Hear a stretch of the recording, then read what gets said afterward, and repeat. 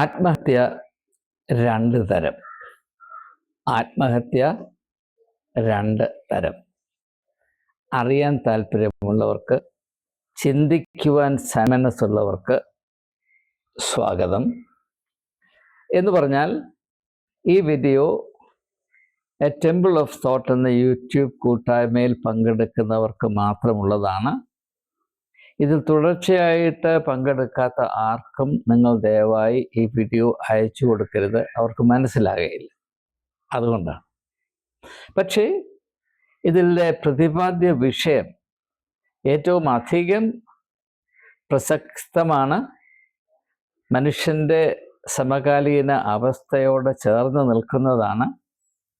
എങ്കിലും ചിന്തിക്കുക എന്നത് ആധുനിക മനുഷ്യന് അധികപ്പറ്റായി തോന്നുന്നു എന്നതുകൊണ്ട് ചിന്ത എന്ന വാക്ക് കേൾക്കുമ്പോൾ തന്നെ പലരും ബോധം കെട്ട് കൂപ്പുകുത്തി വീഴും എന്ന ഒരു ഭയം കൊണ്ടാണ് ഞാൻ പറയുന്നത്. നിങ്ങൾ ഈ വീഡിയോ സ്വകാര്യമായി കാണുക മാത്രമേ ചെയ്യാവൂ, മറ്റുള്ളവർക്കിത് അയച്ചു കൊടുക്കരുത്.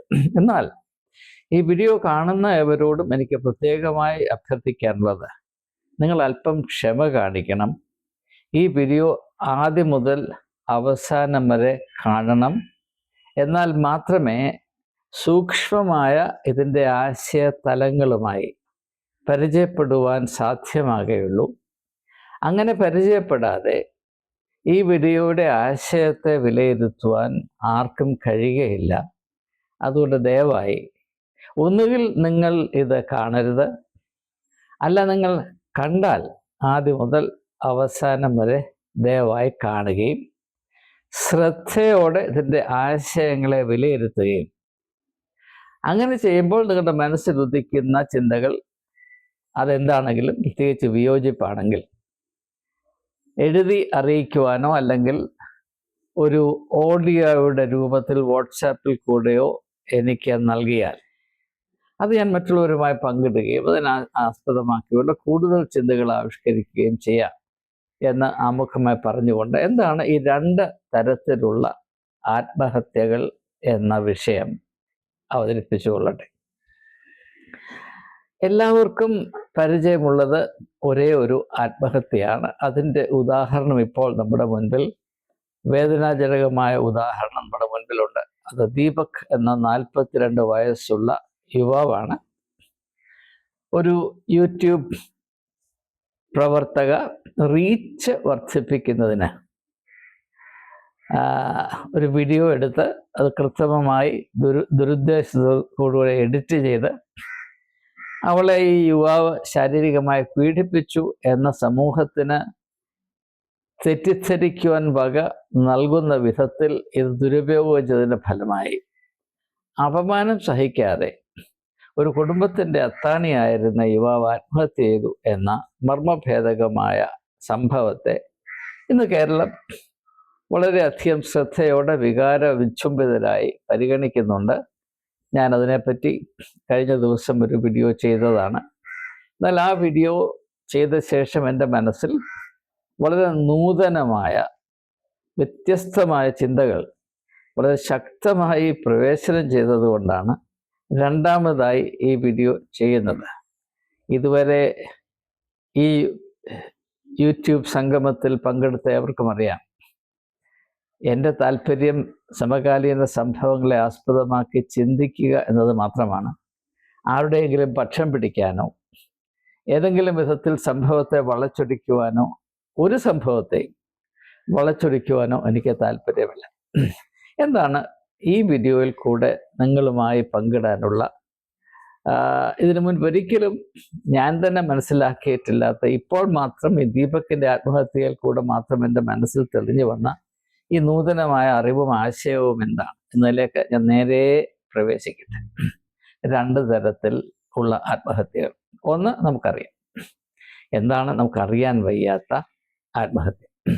ഇത് മനസ്സിലാക്കുന്നതിന് വേണ്ടി അല്പം പശ്ചാത്തലം കുറിക്കേണ്ട ആവശ്യമുണ്ട്. ഇത് നിങ്ങൾ പ്രത്യേകം ശ്രദ്ധിച്ചെങ്കിൽ മാത്രമേ ആശയം വേണ്ടതുപോലെ വ്യക്തമാകുകയുള്ളൂ. നാം ഓരോരുത്തരും ഓരോ ആശയങ്ങളാണ്.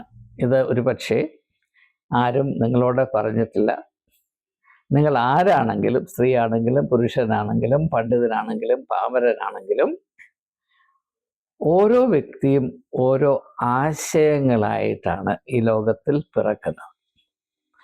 ഇത് എൻ്റെ മനസ്സിൽ വരാൻ കാര്യം, ഇന്ന് രാവിലെ ഞാൻ അല്പം ധ്യാനിച്ചപ്പോൾ ദീപക്കിൻ്റെ ആത്മഹത്യയും യേശുക്രിസ്തുവിൻ്റെ ക്രൂശീകരണവും തമ്മിൽ എന്തോ ബന്ധമുണ്ട് എന്ന് എൻ്റെ മനസ്സിൽ എവിടെയോ ആരോ മന്ത്രിക്കുന്നത് പോലെ തോന്നി. ഞാൻ അതിനെ മാത്രം അനുധാവനം ചെയ്ത് ചിന്തകളുടെ ലോകത്തിൽ മുൻപോട്ട് സഞ്ചരിച്ചപ്പോൾ എൻ്റെ മനസ്സിൽ വന്ന ചിന്തയാണ്, യേശു എന്നത് തീർച്ചയായും ഒരു വ്യക്തിയാണ്, ചരിത്ര പുരുഷനാണ്. അങ്ങനെ ചരിത്രത്തിൽ യേശു എന്ന വ്യക്തി ജനിച്ചില്ലായിരുന്നു എന്നൊക്കെ ഇപ്പോൾ പറയുന്ന ആളുകളുണ്ട്. അത് അവരുടെ സന്തോഷം. എനിക്ക് ആരോടും വാഗ്വാദത്തിന് പോകാൻ താല്പര്യമില്ല. പക്ഷെ യേശു ഒരു ചരിത്ര പുരുഷൻ തന്നെയാണ്. അവൻ ഈ ലോകത്തിൽ ജനിച്ചവനാണ്, വളർന്നവനാണ്, കടമ നിർവഹിച്ചവനാണ്. മനുഷ്യരാശിക്ക് മറക്കാനാവാത്ത വിധത്തിൽ എല്ലാവരുടെയും നന്മയ്ക്ക് വേണ്ടി തന്നെ യാഗമായി അർപ്പിച്ചവനാണ്. അവനെ നിരാകരിക്കുന്നവർ തങ്ങളെ തന്നെ നിരാകരിക്കുന്നു എന്നതാണ് എൻ്റെ എളിയ അഭിപ്രായം. അപ്പോൾ യേശു ഒരു വ്യക്തിയാണ്, എന്നാൽ അതുപോലെ തന്നെ അതിനേക്കാൾ അപ്പുറമായി യേശു ഒരു ആശയമാണ്. അതെന്താണ്? അത് യോഹന്നാന്റെ സുവിശേഷത്തിൽ 3-ാം അധ്യായത്തിന്റെ 16-ാം വാക്യത്തിലുണ്ട്. ദൈവം മനുഷ്യനെ സ്നേഹിക്കുന്നു എന്ന ആശയം, അതിൻ്റെ ഇഹലോക ആവിഷ്കാരമാണ് യേശു എന്നാണ് യോഹന്നാൻ അവിടെ പറയുന്നത്. നിങ്ങൾക്ക് സമയമുണ്ടെങ്കിൽ, സൗകര്യമുണ്ടെങ്കിൽ യോഹന്നാന്റെ സുവിശേഷം 3-ാം അധ്യായത്തിൻ്റെ 16-ാം വാക്യം വായിച്ചാൽ ഇത് വ്യക്തമായി ബോധ്യപ്പെടുന്നതാണ്. മാത്രമല്ല അതിൻ്റെ തന്നെ 1-ാം അധ്യായത്തിൻ്റെ 14-ാം വാക്യം വായിച്ചാൽ വചനം ജഡമായി തീർന്നു. വചനം ഒരു ആശയമാണ്. വചനം എന്ന് പറഞ്ഞാൽ ദൈവത്തിൻ്റെ മനസ്സാണ് എന്ന് ക്രിസ്ത്യാനികൾ പറയും. ലോഗോസ്, അതിന് യവന സംസ്കാരത്തിൽ, യവന ദാർശനികതയിൽ റീസൺ, അല്ലെങ്കിൽ നാം എന്തിനെ പറ്റിയും ആർജിച്ചെടുക്കുന്ന ബോധം, അണ്ടർസ്റ്റാൻഡിങ്, അവയർനെസ്, അങ്ങനെ പല അർത്ഥങ്ങളുണ്ട്. അപ്പോൾ യേശു ഒരു ആശയമാണെന്നും ആ ആശയം ഈ ലോകത്തിൽ സാക്ഷാത്കരിക്കപ്പെടേണ്ടതിന് അമൂർത്തമായത് മൂർത്തിമദ്ഭാവമായി എന്നുമുള്ളതാണ് യേശുവിൻ്റെ വ്യക്തിത്വത്തെ പറ്റി ഈ തരുണത്തിൽ എൻ്റെ മനസ്സിൽ വന്ന പ്രത്യേക ശക്തിയോടെ കടന്നു വന്ന ചിന്ത. അപ്പോൾ യേശു, പിന്നെ രണ്ടാമതായിട്ട് ഞാൻ ചിന്തിച്ചപ്പോൾ യേശു മനുഷ്യപുത്രനാണ്. അതുകൊണ്ട് ഞാൻ മനസ്സിലാക്കുന്നത് യേശു എല്ലാ മനുഷ്യരെയും പോലെയാണ് എന്ന് പറഞ്ഞാൽ മനുഷ്യരാശിയെ ആകമാനം ഘടിപ്പിക്കുന്ന ഒരു പൊതുവായ ഘടകമുണ്ട്. കോമൺ ഡിനോമിനേറ്റർ എന്ന് കണക്കിൽ പറയും. കോമൺ ഡിനോമിനേറ്റർ അതെന്താണ്? എല്ലാ മനുഷ്യരും, എല്ലാ വ്യക്തികളും ഓരോരോ ആശയങ്ങളാണ്. ഇതാണ് ആദ്യമായിട്ട് മനസ്സിൽ കുറിക്കാൻ. ഇതിപ്പോൾ അത്ര വ്യക്തമല്ല എന്ന് തോന്നിയാൽ നിങ്ങൾ അല്പം ക്ഷമയോടെ ഇതിൽ തുടർന്നാൽ ഇത് വളരെ വ്യക്തമായി നിങ്ങൾക്ക് മനസ്സിലാക്കാൻ സാധിക്കും. ഓരോ വ്യക്തിയും, ഇപ്പം നിങ്ങളെ തന്നെ മനസ്സിലാക്കേണ്ടത് ഈ ശരീരമായിട്ട് മാത്രമല്ല, നിങ്ങൾ ഓരോരുത്തരും, ഞാനും ഓരോ ആശയങ്ങളാണ്. എന്നാൽ ഈ ആശയങ്ങൾ ഒരു കാലത്ത് അമൂർത്തമായി കഴിഞ്ഞിരുന്നു. അത് ഒരു പ്രത്യേക സാഹചര്യത്തിൽ, കാലത്തിൻ്റെ ഒരു പ്രത്യേക നിമിഷത്തിൽ മൂർത്തമായി നമ്മൾ ഓരോരുത്തരും പ്രത്യേകതയുള്ള വ്യക്തികളായി ഈ ലോകത്തിൽ ആക്കി വയ്ക്കപ്പെട്ടു. അതിനെ നാം ജനനം എന്ന് പറയുന്നു. ജനിക്കുന്നത് ഒരു ശിശു മാത്രമല്ല, ജനിക്കുന്നത് ഓരോ ആശയത്തിൻ്റെയും ആരംഭം കൂടെയാണ്. an idea in its seed. ഒരു കുഞ്ഞ് ജനിച്ച ശേഷം അത് അനുദിനം വളരുന്നത് പോലെ നാം ആകുന്ന ആശയവും നാം ഈ ലോകത്തിൽ ആയ ശേഷം നിരന്തരം വളർന്നുകൊണ്ടേയിരിക്കണം. ഒന്നുകിൽ വളരും, അല്ലെങ്കിൽ വികൃതമായി തീരും.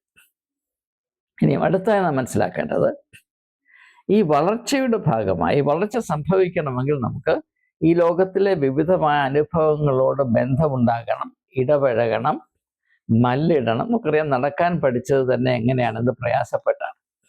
അതുപോലെയാണ് മനുഷ്യൻ്റെ വളർച്ച. മനുഷ്യൻ്റെ വളർച്ചയിൽ എന്താണ് അടങ്ങിയിരിക്കുന്നത് എന്ന് വ്യക്തമായി അറിയണമെങ്കിൽ ഒരു കുഞ്ഞ് നടക്കാൻ പഠിക്കുന്നത് എങ്ങനെയാണ് എന്ന് നോക്കിയാൽ മതി. ഇത് ശാരീരികമായ തലത്തിലും ആശയപരമായ തലത്തിലും ഒന്നുപോലെ ശരിയാണ്, പ്രസക്തമാണ്. അപ്പോൾ നാം ആകുന്ന ആശയം ഈ ലോകത്തിലായ ശേഷം അത് ശിശുവാണ്, അത് ആരംഭമാണ്, അത് വിത്താണ്. അതിൻ്റെ പുറത്ത് പലവിധമായ സ്വാധീനങ്ങൾ, ആദ്യം മാതാപിതാക്കന്മാരുടെ സ്വാധീനങ്ങൾ, ഭവനത്തിലുള്ളവരുടെ സ്വാധീനങ്ങൾ, പിന്നെ പരിസരത്തുള്ള ആളുകളുടെ സ്വാധീനങ്ങൾ, പിന്നെ സ്കൂള്, അങ്ങനെ സമൂഹം, അങ്ങനെ പോയി പിന്നെ വായിക്കുന്നു, ലോകത്തിൻ്റെ വിവിധമായ അനുഭവങ്ങൾ മനസ്സിലാക്കാൻ ശ്രമിക്കുന്നു. ഇതെല്ലാം നമ്മുടെ വളർച്ചയുടെ ഭാഗമാണ്. പക്ഷെ നാം മനസ്സിലാക്കേണ്ടത്, ഈ ഓരോ സ്വാധീനവും നമ്മളിൽ വരുമ്പോൾ വ്യക്തികളായി നാം ഏത് ആശയങ്ങളായി ആരംഭിക്കുന്നു അത് സ്വാധീനിപ്പിക്കപ്പെടുകയും അതിന് മാറ്റങ്ങൾ വന്നുകൊണ്ടേയിരിക്കും.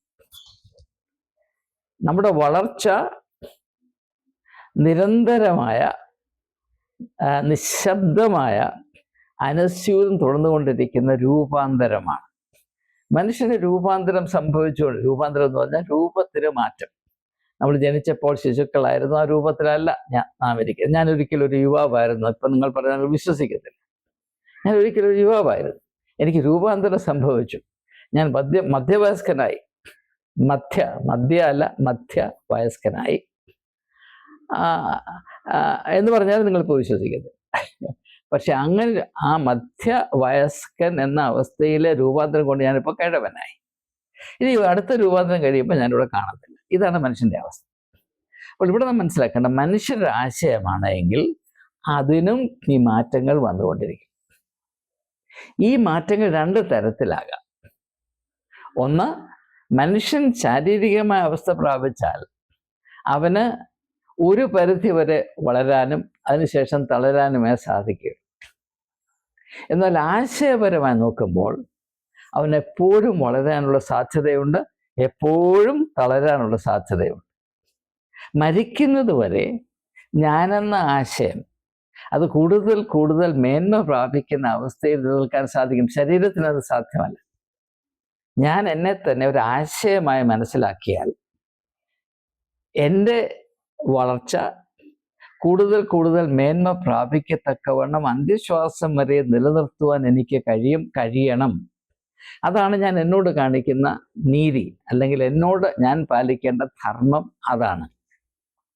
എന്നാൽ അതേ സമയം തന്നെ എന്ത് സംഭവിക്കുമെന്ന് ചോദിച്ചാൽ, ഈ ലോകത്തിൻ്റെ വിവിധമായ ശക്തികളുടെ സ്വാധീനത്തിൽപ്പെട്ട് മനുഷ്യൻ അവനിൽ നിന്ന് തന്നെ, വ്യക്തികൾ അവരിൽ നിന്ന് തന്നെ അന്യവൽക്കരിക്കപ്പെടുന്നു. ഇത് മനസ്സിൽ വെച്ചുകൊണ്ടാണ് യേശു മുടിയനായ പുത്രൻ്റെ ഉപമ സൃഷ്ടിക്കുന്നത്. അവിടെ ഒരു യുവാവ് അവൻ്റെ ഭവനം വിട്ട് ദൂരദേശത്തേക്ക് പോകുന്നു എന്ന് പറയുന്നു. അതാണ് അന്യവൽക്കരിക്കുക എന്നതിൻ്റെ കാവ്യാത്മകമായ, പ്രതീകാത്മകമായ സൂചന. നാം ഓരോരുത്തരും ഈ ലോകത്തിൽ ജീവിക്കുമ്പോൾ അനുദിനം രണ്ട് വ്യത്യസ്തമായ സാധ്യതകൾ. ഒന്ന്, എൻ്റെ യഥാർത്ഥ ഞാനെന്ന ആശയത്തിൻ്റെ പരിശുദ്ധി, അതിൻ്റെ മേന്മയുടെ നൂതനമായ തലങ്ങൾ കൂടുതൽ കൂടുതൽ പ്രാപിച്ച്, കൂടുതൽ വെളിച്ചം പ്രാപിച്ച്, യേശു പറഞ്ഞില്ലേ, നിങ്ങൾ ലോകത്തിൻ്റെ വെളിച്ചമാകുന്നു. അത് ഈ അവസ്ഥയാണ്. അപ്പോൾ ഇങ്ങനെ മുൻപോട്ട് പോവുക, ഉയരുക. മറ്റേത് ഈ മുടിയനായ പുത്രൻ കാണിച്ചതുപോലെ ഈ ലോകത്തിൻ്റെ സ്വാധീനത്തിൽ ഞാൻ എന്ത് ആശയമാണോ, അല്ലെങ്കിൽ ഏത് ആശയത്തിൻ്റെ ആവിഷ്കാരമാണോ, അതിനെ പൂർണ്ണമായി മറന്നിട്ട് ലോകത്തിൻ്റെ പ്രലോഭനങ്ങൾക്ക് മാത്രം അടിമയായി, ലോക സ്വാധീനത്തിന് അടിമയായി, ഞാനെന്ന ആശയത്തിൽ നിന്ന് തുലവും വ്യത്യസ്തമായി മറ്റൊരു ദിശയിലേക്ക് യാത്ര ചെയ്ത് അനുദിനം മേന്മ പ്രാപിക്കുന്നതിന് പകരം അനുദിനം തിന്മയുടെ വായിലേക്ക് വഴുതി വീണുകൊണ്ടേ ഇരിക്കുന്ന ഒരു സാധ്യതയുമുണ്ട്. ഒന്നുകിൽ നാം അനുദിനം മേന്മ പ്രാപിക്കുന്നു, അല്ലെങ്കിൽ നാം അനുദിനം തിന്മയിലേക്ക് വഴിമാറിക്കൊണ്ടേയിരിക്കുന്നു. ഇത് രണ്ടുമല്ലാതെ മറ്റൊരു സാധ്യതയുമില്ല. അപ്പോൾ നാം ദീപക്കിനെ പോലെ ആത്മഹത്യ ചെയ്യുന്നവരല്ല. ഞാൻ ഇന്ന് വരെ ആത്മഹത്യ ചെയ്തിട്ടില്ല. ദയവായി വിശ്വസിക്കുക. എന്നെ കേൾക്കുന്ന നിങ്ങളും ആത്മഹത്യ ചെയ്ത് ദീപക്ക് ചെയ്ത ആത്മഹത്യ പോലെ ആത്മഹത്യ ചെയ്തവരല്ല. പക്ഷേ ഞാൻ എന്നോട് ചോദിക്കുന്ന, ഇന്ന് തൊട്ട് ചോദിക്കാൻ പോകുന്നൊരു ചോദ്യമുണ്ട്. ഹേ മനുഷ്യ, നീ അനുദിനം അനുനിമിഷം നിരന്തരം ആത്മഹത്യ ചെയ്തുകൊണ്ടിരിക്കുകയല്ലേ? നീ അനുദിനം ആത്മഹത്യ ചെയ്തുകൊണ്ടിരിക്കുകയല്ലേ എന്ന് പറഞ്ഞാൽ, ഏത് മഹനീയമായ ആശയത്തിൻ്റെ ആവിഷ്കാരമായിട്ടാണ് ഞാൻ ഈ ലോകത്തിലാക്കി വയ്ക്കപ്പെട്ടത്, അതിനോട് വേണ്ട വിധത്തിൽ ഉത്തരവാദിത്വം പാലിക്കാതെ അതിനെ കൂടുതൽ കൂടുതൽ വിശുദ്ധവും ശ്രേഷ്ഠവുമായ അവസ്ഥയിൽ കൊണ്ടെത്തിക്കുന്നതിന് വേണ്ടി എല്ലാ അവസരങ്ങളിലും ശ്രമിക്കുന്നതിന് പകരം അതിൽ നിന്ന് ഒളിച്ചോടി അതിന് വിരുദ്ധമായ വഴിയിൽ സഞ്ചരിച്ച് ഞാനെന്ന ആശയത്തിന് അനുദിനം കളങ്കം ചാർത്തുന്ന ഒരവസ്ഥയിലാണോ ഞാൻ ജീവിക്കുന്നത്? ഞാൻ എന്നെ തന്നെ ദൈവികമായ ഒരു ആശയത്തിൻ്റെ ഇഹലോക ആവിഷ്കാരമാണ് എന്ന് തിരിച്ചറിയുന്നുണ്ടോ? ഈ ഒരു വെളിച്ചത്തിൽ നിങ്ങൾ പരിശോധിച്ചാൽ വേദപുസ്തകത്തിൻ്റെ ആദ്യ ഭാഗത്ത് വെളിപ്പെടുത്തുന്ന അത്ഭുതാവഹമായ ഒരു തിരിച്ചറിവുണ്ട്. മനുഷ്യരെ പറ്റിയുള്ളതാണ്, നമ്മെ ഓരോരുത്തരെ പറ്റിയുള്ളതാണ്. അതുകൊണ്ട് അത് മനസ്സിലാക്കുന്നത് നന്മയാണല്ലോ.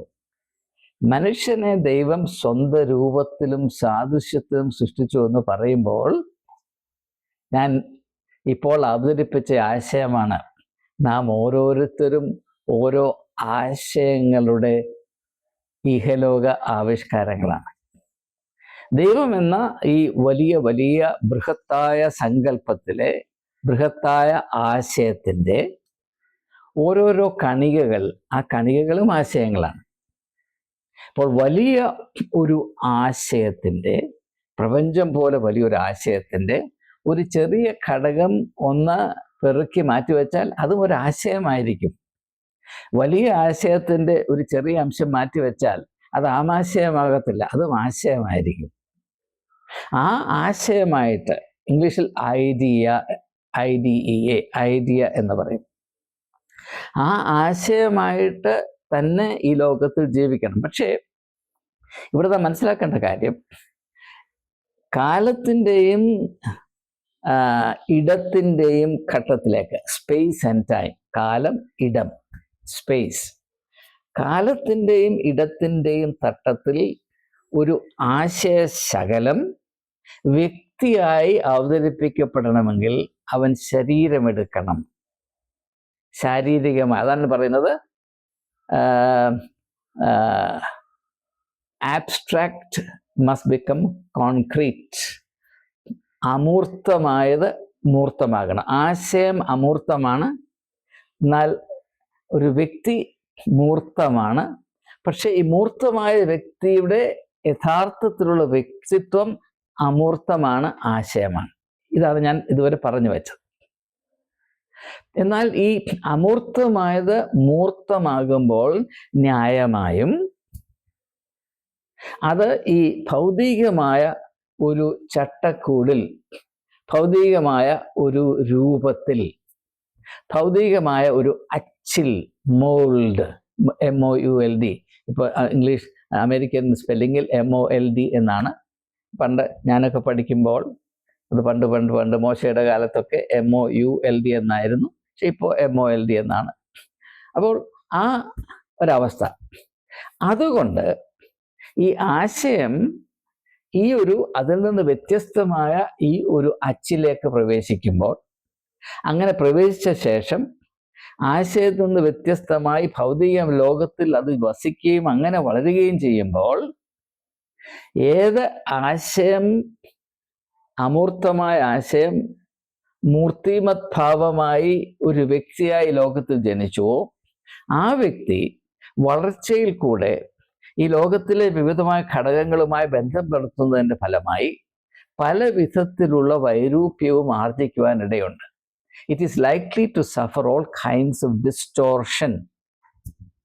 എന്നാൽ അത് യാഥാർത്ഥ്യമാണ് എന്ന് തിരിച്ചറിയുവാനും അങ്ങനെ വരാതിരിക്കത്തക്കവണ്ണം ഏതെല്ലാം മുൻകരുതലാണ് സ്വീകരിക്കേണ്ടത്, എന്തെല്ലാം അച്ചടക്കങ്ങളാണ് പാലിക്കേണ്ടത്, അതിനാണ് ധർമ്മബോധം എന്ന് പറയുന്നത്. ധാർമ്മികത, സെൻസ് ഓഫ് മൊറാലിറ്റി. നാം നമ്മോട് കാണിക്കുന്ന ഉത്തരവാദിത്ത ബോധത്തിൻ്റെ പേരാണ് മൊറാലിറ്റി എന്ന് പറയുന്നത്. ഒരു സമൂഹം അതിൻ്റെ വിവിധമായ ഘടനകളിൽ നിലനിർത്തേണ്ട അച്ചടക്കത്തിൻ്റെ പേരാണ് എത്തിക്സ് എന്ന് പറയുന്നത്. ഇംഗ്ലീഷിൽ 2 വാക്കുണ്ട്, എത്തിക്സ് ആൻഡ് മൊറാൽ. രണ്ടും ഒന്നല്ല.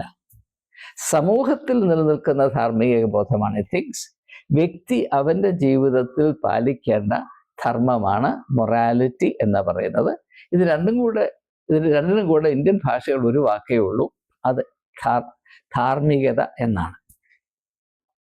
അപ്പോൾ ഈ ഒരു അവസ്ഥയിൽ നാം ഈ ലോകത്തിലായിരിക്കുമ്പോൾ ലോകത്തിൻ്റെ സ്വാധീനം നമ്മെ വളരെ അധികം വിരൂപമാക്കുവാൻ, നാം എന്ന ആശയത്തെ വിരൂപമാക്കുവാൻ, ഒരു പക്ഷേ ആ ആശയത്തെ നാം തന്നെ പൂർണ്ണമായും മറന്ന് നാം എന്തിനാണ് ഈ ലോകത്തിൽ വന്നത്, അയ്യോ ഇത് ഇങ്ങനെ ഞാൻ ജനിച്ചില്ലായിരുന്നുവെങ്കിൽ കൊള്ളായിരുന്നു എന്ന് നമ്മെ തന്നെ ശപിക്കുന്ന ഒരവസ്ഥയിലേക്ക് വ്യക്തികൾ കടന്നു വരും. ആ അവസ്ഥയിൽ മനുഷ്യൻ വരുന്നതിൻ്റെ കാര്യം, അവനോ അവളോ തങ്ങളെ തന്നെ തിരിച്ചറിയാതെ തങ്ങൾ ഓരോരുത്തരും വിശിഷ്ടമായ ഓരോ ആശയങ്ങളുടെ, അമൂർത്തമായ ആശയങ്ങളുടെ ഇഹലോക ആവിഷ്കാരങ്ങളാണ് എന്നതും, അതുകൊണ്ട് ഒരു വിത്ത് പോലെ ആരംഭിച്ച ഈ ആശയത്തെ അതിൻ്റെ പൂർണ്ണ തോതിൽ വളർത്തിയെടുത്ത് അതിൻ്റെ മാഹാത്മ്യം മനുഷ്യരാശിയുടെ മാഹാത്മ്യവുമായി ഒന്നാക്കി ചേർക്കുന്ന പ്രക്രിയയാണ് ഓരോ വ്യക്തിയുടെയും പരിപാവനമായ കടമ എന്നത് തിരിച്ചറിയാതെ അതിന് വിരുദ്ധമായ ദിശയിലേക്ക് സഞ്ചരിച്ച് ഞാൻ അർത്ഥശൂന്യമായി ഈ ലോകത്തിൽ ജീവിക്കാൻ ശപിക്കപ്പെട്ടവളാണ് എന്ന ഒരവസ്ഥയിലേക്ക് മനുഷ്യൻ സഞ്ചരിച്ചു കൊണ്ടിരിക്കുമ്പോൾ അവൻ അനുദിനം ആത്മഹത്യ ചെയ്തുകൊണ്ടേയിരിക്കുന്നു. അതാണ് രണ്ടാമത്തെ ആത്മഹത്യ. The second category of suicide ഇതാണ്. ഒരു ഉദാഹരണമായിട്ട് പറഞ്ഞാൽ, ഷേക്സ്പിയറിൻ്റെ വളരെ പ്രസിദ്ധമായൊരു നാടകമാണ് മക്ബെത്ത് എന്നുള്ളത്. മക്ബെത്ത് 1600 അരങ്ങേറിയ മക്ബെത്ത്. അതിലെ പ്രധാനപ്പെട്ട ക്യാരക്ടർ മക്ബെത്ത് ആണ്. അദ്ദേഹത്തിൻ്റെ വലിയ വലിയ ആശകളെ സാക്ഷാത്കരിക്കുന്നതിന് വേണ്ടി, ടു ഫുൾഫിൽ ഹിസ് ആംബിഷൻ, ട്രംപിന് ഗ്രീൻലൻഡ് കിട്ടിയ അടങ്ങത്തുള്ളൂ എന്ന് പറഞ്ഞതുപോലെ മക്ബെത്തിന് അവിടുത്തെ രാജാവാകണം. അദ്ദേഹം മിലിറ്ററി ജനറലാണ്, പക്ഷെ അതുപോലെ രാജാവാകണം. അതിന് രാജാവിനെ കൊന്നെങ്കിലേ രാജാവാകാനൊക്കത്തുള്ളൂ. അങ്ങനെ രാജാവിനെ കൊല്ലും. രാജാവിൻ്റെ പേര് ഡങ്കൻ എന്നാണ്. അപ്പം അതിനുശേഷം അദ്ദേഹത്തിന് തിരിച്ചറിയുന്നു, ഈ ഒരു പ്രവൃത്തിയിൽ കൂടെ താൻ തന്നെ കറപ്റ്റഡ്, തന്നെ മലീമസമാക്കി. എൻ്റെ ആത്മാവിനെ ഞാൻ മലീമസമാക്കി. അങ്ങനെ കുറച്ച് കഴിയുമ്പോൾ മനസ്സിലായി എൻ്റെ ജീവിതം അർത്ഥശൂന്യമായി. അങ്ങനെ വളരെ പ്രസിദ്ധമായ ഒരു ആത്മഗതമുണ്ട്, സോളിലക്വി എന്ന് പറയും. സോളിലക്വി എന്താണ്? Tomorrow and tomorrow and tomorrow creeps in this petty pace, and all our yesterdays have lighted fools on their way to dusty death. നാളെ അർത്ഥശൂന്യമായ നാളുകൾ ഞാൻ എങ്ങനെ ഇത് വഹിക്കും? Life is a tale told by an idiot full of sound and fury, signifying nothing.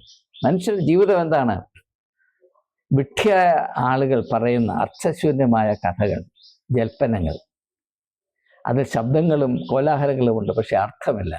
Life is a tale told by an idiot full of sound and fury, signifying nothing. അർത്ഥമില്ല, അർത്ഥശൂന്യം. നിങ്ങൾക്കറിയാം, Victor Frenkel എന്ന് പറയുന്ന ഓസ്വിച്ച്, അതായത് concentration ക്യാമ്പിൻ്റെ അവിടെ നിന്ന് എങ്ങനെയോ രക്ഷപ്പെട്ട വിയന്നയിൽ താമസിച്ച ഒരു ഡോക്ടർ വിശ്വവിഖ്യാതമായൊരു പുസ്തകം എഴുതിയിട്ടുണ്ട്, മാൻസ് സെർച്ച് ഫോർ മീനിങ്. 1948 പ്രസിദ്ധീകരിച്ചതെന്നാണ് എൻ്റെ ഓർമ്മ. അതിമനോഹരമായ പുസ്തകമാണ്, കഴിയുമെങ്കിൽ വായിക്കുക. Man's search for meaning by Victor Frankl. അദ്ദേഹം പറയുന്നത് മനുഷ്യന് ഏറ്റവും സഹിക്കാൻ വയ്യാത്ത ഭാരം അർത്ഥശൂന്യമായ ജീവിതമാണ് എന്ന് പറയുന്നത്. പക്ഷെ മനുഷ്യൻ എങ്ങനെയാണ് അവൻ്റെ ജീവിതത്തെ അർത്ഥശൂന്യമാക്കുന്നത്? അതിന് ഉത്തരവാദി ആരാണ്? ഇത് നാം ഓരോരുത്തരും ചിന്തിക്കേണ്ട കാര്യമാണ്. അങ്ങനെ അർത്ഥശൂന്യമായി ജീവിക്കുന്നത്, ഞാൻ ആദ്യം പറഞ്ഞതുപോലെ, നാം ഓരോരുത്തരും ഓരോ ആശയങ്ങളുടെ പിറവിയാണ് എന്ന ആത്യന്തികമായ സത്യത്തെ പൂർണ്ണമായും അവഗണിച്ചുകൊണ്ട് ആശയരഹിതമായ ജീവിതമാണ് അർത്ഥശൂന്യമായ ജീവിതം എന്നതറിയാതെ ആ വഴിയിൽ സഞ്ചരിച്ച് ജീവിതം സഹിക്കാൻ വയ്യാത്തൊരു ഭാരമാക്കി തീർക്കുന്നു. ചിലർ ആത്മഹത്യ ചെയ്യുന്നു, ചിലർ ആത്മഹത്യ ചെയ്യാനുള്ള കഴിവില്ലാത്തത് കൊണ്ട് അങ്ങനെ നിൽക്കുന്നു. ഞാൻ ദീർഘകാലം ക്രിസ്ത്യൻ മെഡിക്കൽ കോളേജ് വെല്ലൂരുമായിട്ടുള്ള ബന്ധത്തിൽ അവിടെ എക്സിക്യൂട്ടീവ് കൗൺസിലിൻ്റെ മെമ്പറായിട്ടും ജനറൽ കൗൺസിലിൻ്റെ മെമ്പറായും ഒക്കെ ഒരു 25 വർഷത്തോളം ഞാൻ അവിടെ സേവനം ചെയ്തിട്ടുണ്ട്. അപ്പോൾ ഒരിക്കൽ എക്സിക്യൂട്ടീവ് കമ്മിറ്റിയിൽ വന്ന ഒരു ഡിസ്കഷൻ, ഒരു വ്യക്തി 6 തവണ ആത്മഹത്യയ്ക്ക് ശ്രമിച്ചു. ഈ 6 തവണയും അദ്ദേഹത്തെ ക്രിസ്ത്യൻ മെഡിക്കൽ കോളേജ് വെല്ലൂരിൽ കൊണ്ടുവന്നു. അവിടുത്തെ ഡോക്ടേഴ്സ് വളരെ സാഹസികമായി കിണഞ്ഞ് പരിശ്രമിച്ച് രക്ഷിച്ചു. ഇനി 7ാമത് ഇവനെ കൊണ്ടുവന്നാൽ എന്ത് ചെയ്യണം? കാരണം ഇങ്ങനെയുള്ളവരെ സംരക്ഷിക്കുകയാണോ ഒരു ഹോസ്പിറ്റലിൻ്റെ ജോലി?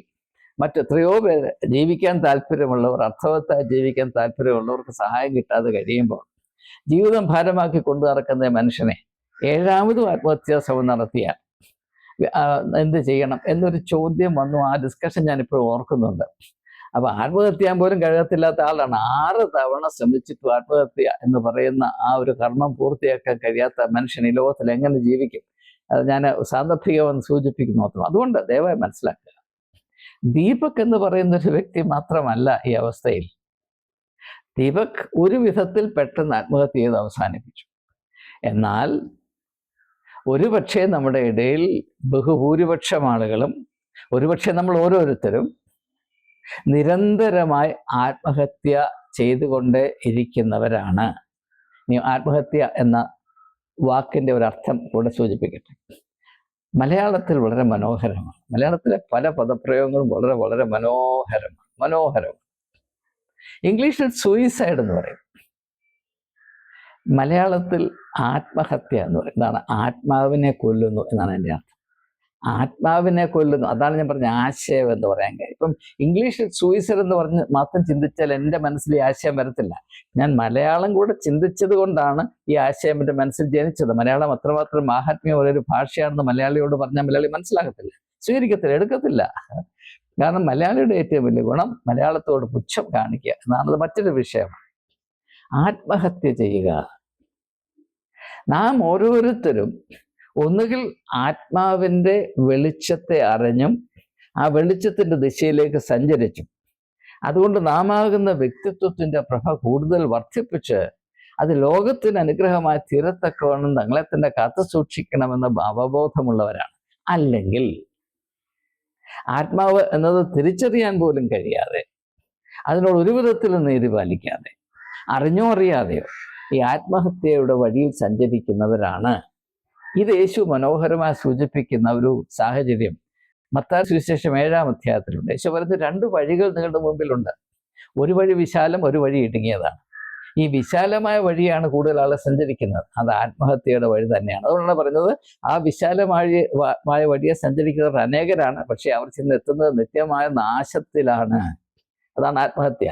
അപ്പൊ ഈ യാത്ര ആരംഭിക്കുമ്പോൾ തന്നെ ആത്മഹത്യ ആയിരുന്നു. ഒരു ആത്മഹത്യ ചെയ്ത് ഓരോ മൈലും ആത്മഹത്യയുടെ മൈലായിരുന്നു. എന്നാൽ ഇടുങ്ങിയ വഴിയുണ്ട്, അത് നിത്യജീവൻ്റെയൊക്കെയുള്ള വഴിയാണ്. ആ വഴിയിൽ നിങ്ങൾ ഓരോ മൈലും സഞ്ചരിക്കുമ്പോഴും നിങ്ങളുടെ ആത്മാവ്, നിങ്ങളാകുന്ന ആശയം കൂടുതൽ ദീപ്തമായി തീരുകയും അത് ലോകത്തിന് വെളിച്ചമായി തീരുകയും ചെയ്യും. അങ്ങനെ അല്ലാത്ത അവസ്ഥയിലായിരിക്കുന്നവരെല്ലാം അനുദിനം ആത്മഹത്യ ചെയ്തുകൊണ്ടേ ഇരിക്കുന്നവരാണ് എന്ന ഒരു വെളിച്ചം ഇന്ന് പ്രഭാതത്തിൽ എൻ്റെ മനസ്സിൽ വന്നത് ദീപക് എന്ന് പറയുന്ന ഈ യുവാവിൻ്റെ ആത്മഹത്യയിൽ കൂടെയാണ്. അതുകൊണ്ട് എല്ലാവരും ആത്മഹത്യ ചെയ്യണം, ആത്മഹത്യ ചെയ്താലേ എൻ്റെ തലച്ചോറ് പ്രവർത്തിക്കത്തുള്ളൂ എന്നൊന്നും അർത്ഥമുള്ള ദയവായി തെറ്റിദ്ധരിക്കരുത്. പക്ഷേ എന്ത് സംഭവിച്ചാലും അതിൽ കൂടെ ജീവിത യാഥാർത്ഥ്യങ്ങളെ തിരിച്ചറിയാനുള്ള ഒരു സാധ്യതയുണ്ട് അത് പ്രയോജനപ്പെടുത്തുന്നത് നല്ലതാണ് എന്ന എളിയ അഭിപ്രായം ഇവരുമായി പങ്കിട്ട് വാക്കുകൾ ഉപസംഹരിക്കുന്നു. അകാല ചരമമടഞ്ഞ ദീപക്കിൻ്റെ ആത്മാവിൻ്റെ മുൻപിൽ എൻ്റെ ആദരാജ്ഞലികൾ അർപ്പിക്കുന്നു. അതേസമയം തന്നെ മരണത്തിൻ്റെ വഴിയിൽ, ആത്മഹത്യയുടെ വഴിയിൽ സഞ്ചരിക്കുന്നവർക്ക് ബോധം ജനിച്ചിട്ട് അവർ ആരാകുന്നുവെന്നും അവരുടെ വ്യക്തിത്വത്തിൻ്റെ സാധ്യതകൾ എത്ര മഹനീയമാണെന്ന് തിരിച്ചറിഞ്ഞ് ജീവന്റെ വഴിയിലേക്ക് മടങ്ങി വരുവാൻ ഇടയാകട്ടെ.